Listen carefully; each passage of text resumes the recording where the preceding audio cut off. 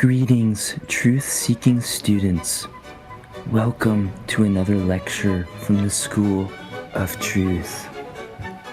I am your principal, Mrs. Vaffel. You will refer to me as Principal Vaffel or Your Majesty. And I'm Professor Prawn.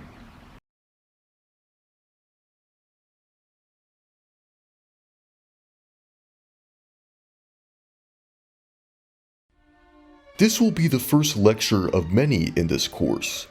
We will start by analyzing The Glow Part 2 by The Microphones, and determining if people can truly call this music, or if it's but a mere imitation of the great art form, composed by an uneducated individual, or a fool, as it were. Shall we begin? Yes, thank you, Mrs. Whiffle. The first piece we will be listening to and analyzing is entitled, I Want Wind to Blow. A rather improper title. Shall we begin? Yes, thank you, Whiffle. I believe I hear, yes, it's a guitar. Clearly inspired by Andres Segovia. Is that not a clarinet?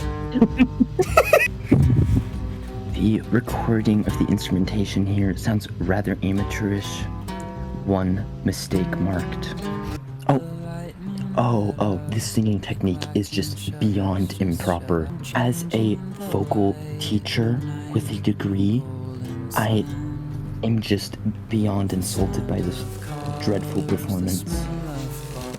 If I can pause really quickly and show the class a demonstration from Mrs. Whiffle.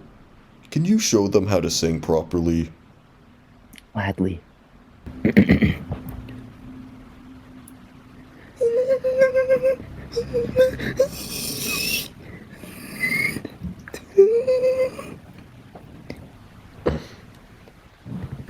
Thank you, Mrs. Whiffle.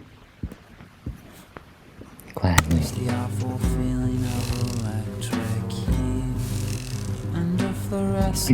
I'm just growing rather tired of this dreadful tune.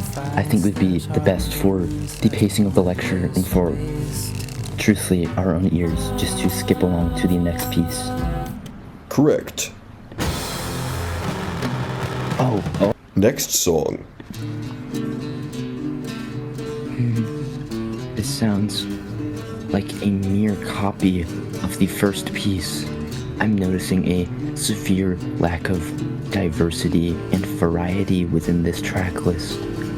And while I do appreciate that when it comes to the race of our students, I do not think that bodes well with the artistic trajectory of this album.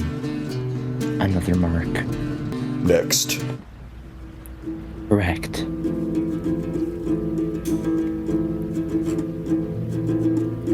Next. It just seems there are errors upon errors in the recording and post-production of this piece. I'm gonna have to skip. I have to say, nearing the halfway point throughout this embarrassing project, I'm sensing a lot of tones of imitation of the great art form rather than music. And quite unfortunately, I don't know if a single piece that has been released by any artist within this century has even passed the threshold of music.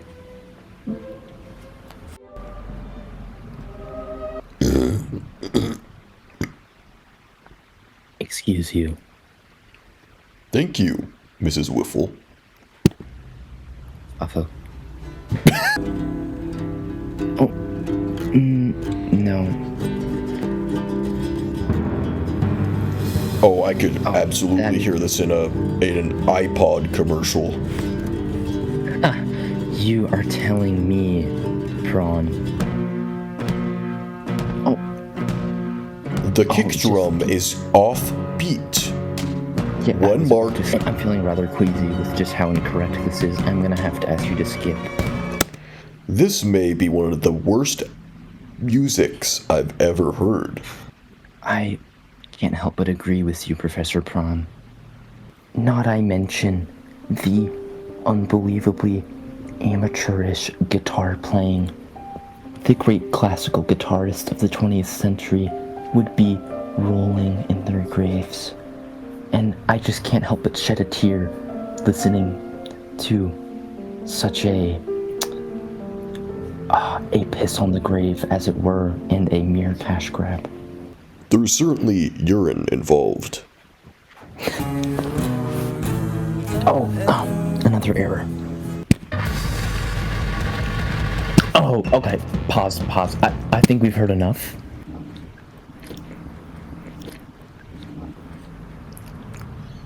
Yes. I'm so tired. This unforgivable stain on the great art form of music is lacking in musical complexity and oboe. As is such, I cannot deem this tragic display of incompetence as real music. This catastrophe is chock full of glaring mistakes and errors. This was clearly made by an amateur, as it were. Us professors at the School of Truth have affirmatively deduced that this album lacks any quality, thorough melodic content, or oboe. Fail. Now, if we were to give this project a rating within the system designed by this website chock full of amateurs, as it were, I think we have both agreed that it would come out to just about a 0 out of 100. Here we go. Oh, delete key. Oh, Thomas. Wiffle? 0. Type just a 0. Uh-oh. Don't spell it out. Don't spell out 0. Just the number. Oh. Delete that. Where is it? So fucking done. 0, 0. It's towards the top. Yeah, you pressed it there. You just also put an O. How do I? Oh. 0. Delete. Oh. There we go. 3-0. Cool. I give up.